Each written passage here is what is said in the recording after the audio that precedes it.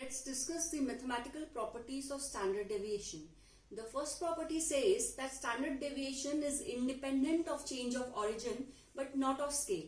This means that if we have the x values like 3, 5, 6 and each of these values will increase by say a constant number, then the standard deviation will remain unchanged. But if we multiply these with a constant, maybe 7 I take, then the standard deviation will also be multiplied by 7. So it is independent of change of origin but not of scale. So if we have multiplication or division, that will have an effect on standard deviation. But if we have addition or subtraction, then the standard deviation will remain as it is. The second property of standard deviation says that the standard deviation of n natural numbers is this. We know that the sum of first n natural numbers is n plus 1 divided by 2. And sum of x square of first n natural numbers is given by n plus 1, 2n plus 1 divided by 6. So if I find standard deviation,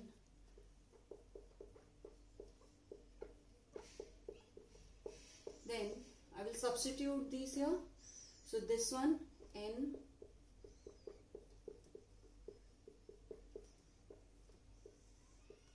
minus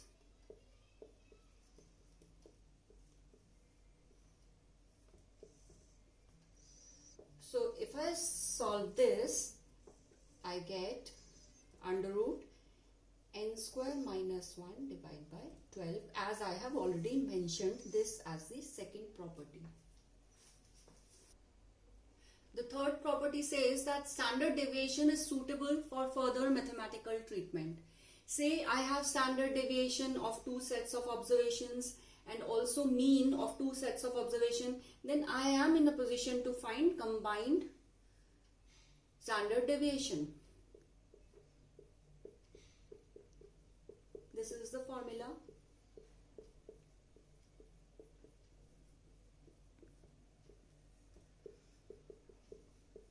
Where D1 is mean of first minus combined mean and D2 is mean of second minus combined mean, and combined mean is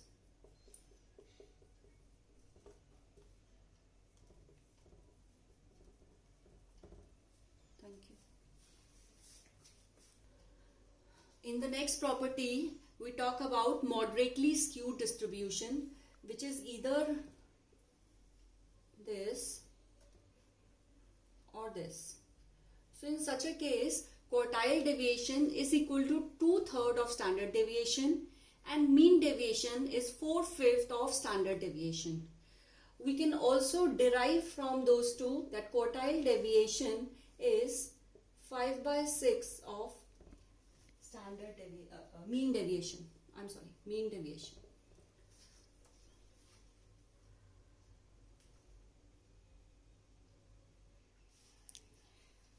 The next property says that the root mean square deviation defined by this is minimum when assumed mean is the actual mean.